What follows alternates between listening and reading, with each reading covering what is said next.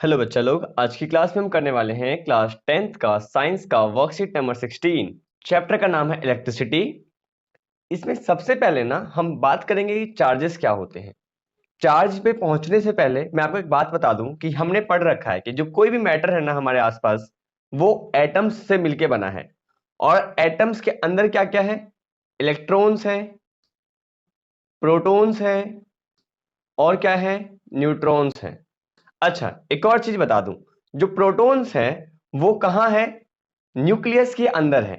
अच्छा, और जो इलेक्ट्रॉन्स है वो क्या है? रिवॉल्व कर रहे हैं एटम्स के चारों तरफ। मतलब प्रोटॉन्स ट्रांसफर नहीं हो सकते, बट इलेक्ट्रॉन्स ट्रांसफर हो सकते हैं। किसी बॉडी को हम न्यूट्रल तब कहते हैं जब उसमें number of protons and number of electrons same होते हैं। किसी कारणवश यदि इलेक्ट्रॉन्स वहां से चले जाते हैं तो उस पर प्लस चार्ज आ जाता है। भैया कैसे पता चला? तो बच्चों मैं कहूंगा, देखो, मान लो इनिशियली 5 इलेक्ट्रॉन थे और 5 प्रोटॉन थे। बहुत अच्छी बात। अब 5 प्लस का 5 माइनस का 5 कितना? 0। 0 मीन्स व्हाट? न्यूट्रल। अच्छा जी, अब मैंने कहा इलेक्ट्रॉन चले गए। मान लो एक इलेक्ट्रॉन चला गया, 5 प्रोटॉन 4 इलेक्ट्रॉन, ठीक। 5 माइनस 4 कितना बचेगा? 1। किसका? प्लस का। चार्ज कैसा? पॉजिटिव। अच्छा भैया ऐसी बात है? मैं कहूंगा हाँ जी बिल्कुल ऐसी बात है। अब मान लो किसी कारणवश इलेक्ट्रॉन्स आ गए। क्या हुए? इलेक्ट्रॉन्स आ गए। अच्छा, ये आना जाना सब आप फ्यूचर में पढ़ोगे या डिटेल्ड वीडियोस जब आएंगी इन सब चैप्टर्स की तो आप डिटेल में पढ़ोगे यार। अभी आना जाना छोड़ो, बस समझो आ रहा है और जा रहा है। अच्छा, इलेक्ट्रॉन्स आ गए, मान लो 2 इलेक्ट्रॉन आ गए। अब प्रोटॉन्स कितने थे? 5। इलेक्ट्रॉन कितने हो गए? 7। ठीक। तो अब -7 और +5, माइनस प्लस क्या होता है? माइनस, मतलब कितना आया? -2। अच्छा, चार्ज है क्या? ये जो है फंडामेंटल प्रॉपर्टी है। क्या है? फंडामेंटल प्रॉपर्टी है किसी भी एटम की। आगे देखते हैं। आगे है कि चार्ज चाहे तो पॉजिटिव होगा और चार्ज चाहे तो नेगेटिव होगा। हमने भी देख ही लिया। अब जो लाइक चार्ज होते हैं, लाइक चार्ज मतलब भाई पॉजिटिव पॉजिटिव और नेगेटिव नेगेटिव, तो पॉजिटिव पॉजिटिव एक दूसरे को धक्का देंगे, नेगेटिव नेगेटिव एक दूसरे को धक्का देंगे। पर जो अनलाइक चार्जेस होते हैं, जो पॉजिटिव नेगेटिव होंगे, वो क्या होंगे? अट्रैक्ट करेंगे एक दूसरे को। एक डायग्राम दे रखा है छोटा सा, यहां देखो, positive positive will repel each other, धक्का देंगे, पास नहीं आएंगे। Negative negative will repel each other, but what about plus and minus charges? It will attract each other. यदि हम चार्ज के एसआई यूनिट की बात करें तो वो क्या है? कूलाम, सी। अच्छा, सी फॉर कूलाम, ठीक है, कुछ और मत समझना। एक बात अपने दिमाग में डाल लो कि एसआई यूनिट का मतलब क्या है। मतलब यह है बच्चों कि एक ऐसा यूनिट जो कि वर्ल्ड वाइड माना जाता हो, है ना। देखो, चार्ज ऑन 1 इलेक्ट्रॉन, मतलब एक इलेक्ट्रॉन पे कितना चार्ज होता है? वो होता है 1.6 गुना 10⁻⁻19 कूलाम। अच्छा, अब यहां लिखा है if the charge on an electron is E and N is the number of electrons passing through any point in time T, then the charge Q can be written as Q is equal to N E. भैया क्या यार, भैया क्या English में क्या बोल दिया आपने? बच्चों मैं कहना चाह रहा हूं, देखो, किसी पर्टिकुलर जगह से इलेक्ट्रॉन्स फ्लो हो रहे हैं, ठीक, इलेक्ट्रॉन्स फ्लो हो रहे हैं, पास हो रहे हैं। अब वो क्या करेंगे? चार्ज कॉन्स्टिट्यूट करेंगे। क्या करेंगे? चार्ज कॉन्स्टिट्यूट करेंगे, चार्ज बनाएंगे।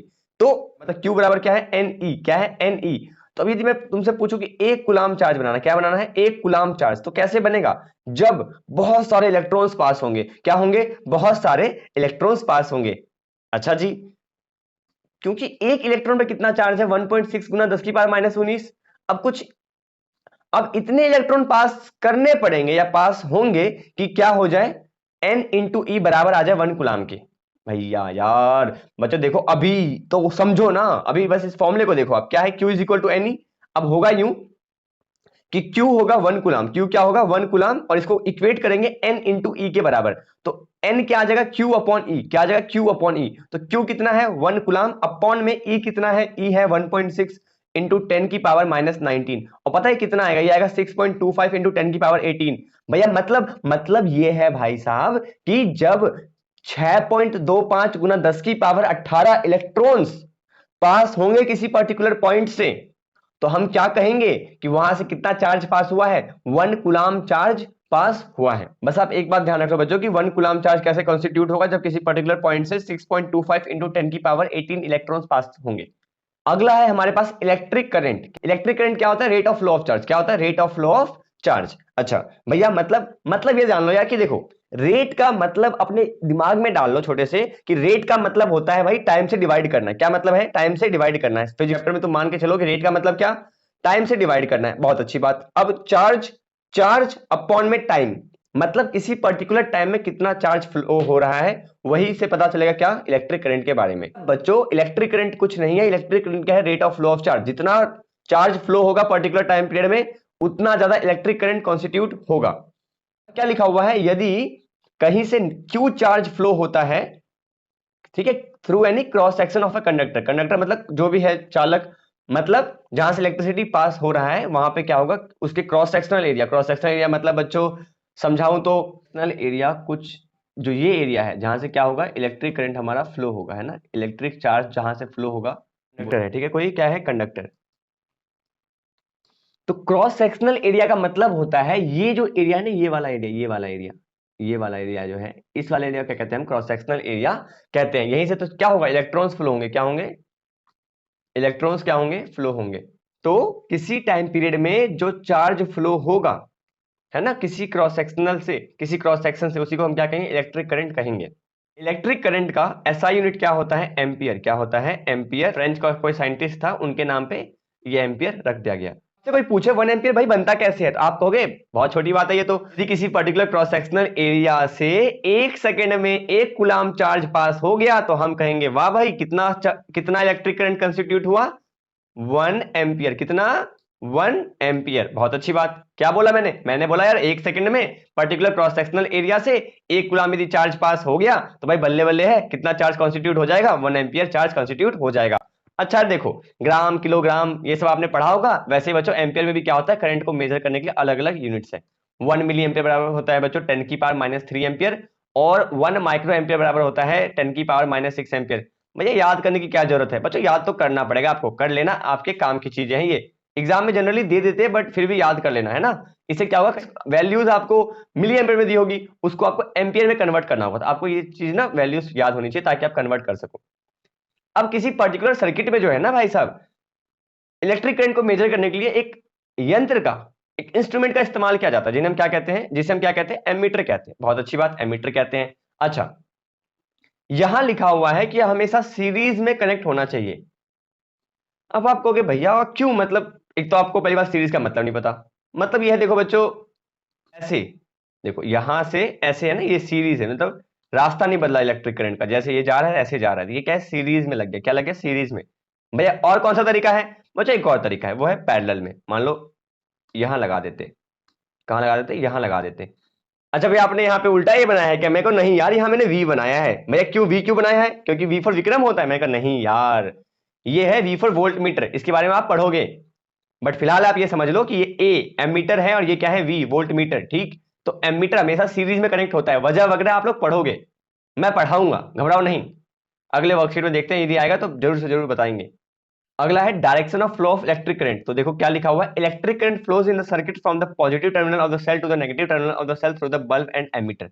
यदि हम इस सर्किट की बात करें तो क्या हुआ, पॉजिटिव टर्मिनल से चार्ज, पॉजिटिव टर्मिनल से इलेक्ट्रिक करंट फ्लो होना स्टार्ट हुआ, हुआ और कहां गया, ये गया भाई साहब नेगेटिव टर्मिनल में एंटर कर गया। कहां एंटर कर गया, नेगेटिव टर्मिनल में एंटर कर गया।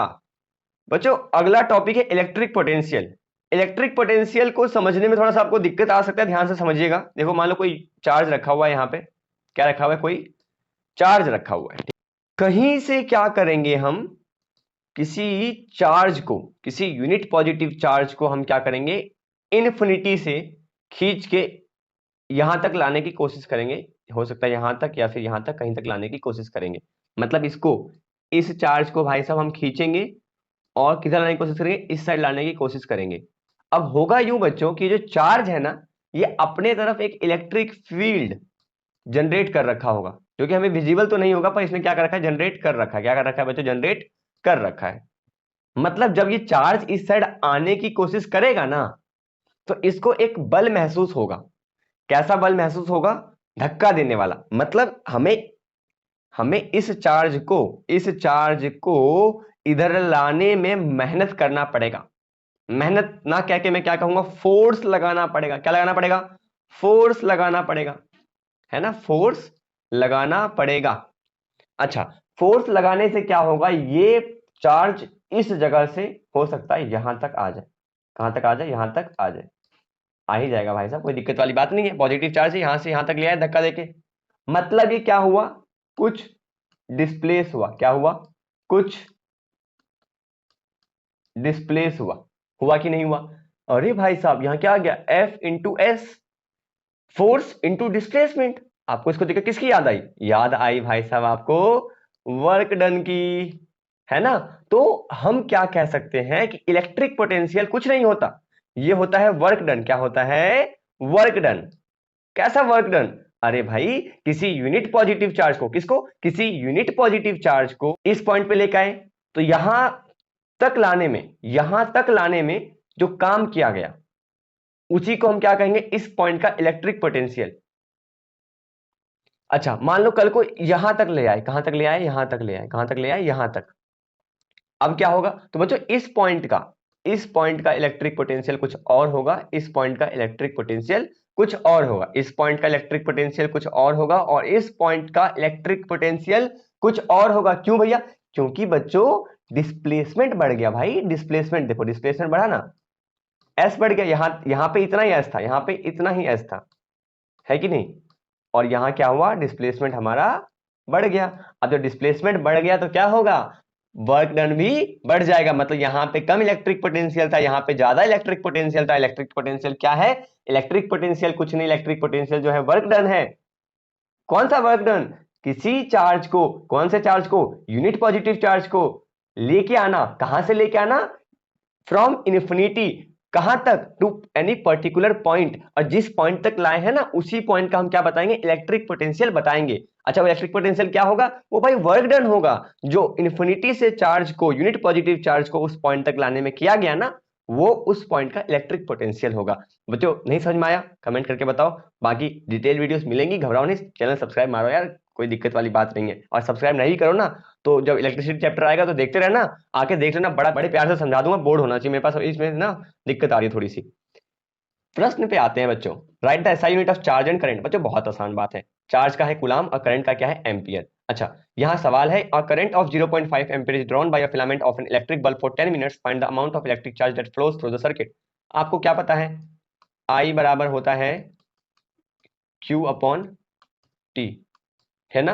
अब देखो आई कितना है, आई है 0.5 एम्पियर, क्या है, 0.5 एम्पियर, ठीक। अच्छा टाइम कितना लगा, 10 मिनट। अब कुछ बुद्धिजीवी प्राणी क्या करेंगे, टाइम को 10 मिनट ले लेंगे, नहीं नहीं नहीं नहीं, इसको सेकंड में लेना है। क्या करना है, सेकंड में। तो 1 मिनट में 60 सेकंड होता है, तो 10 मिनट में कितना सेकंड होगा, 600 सेकंड।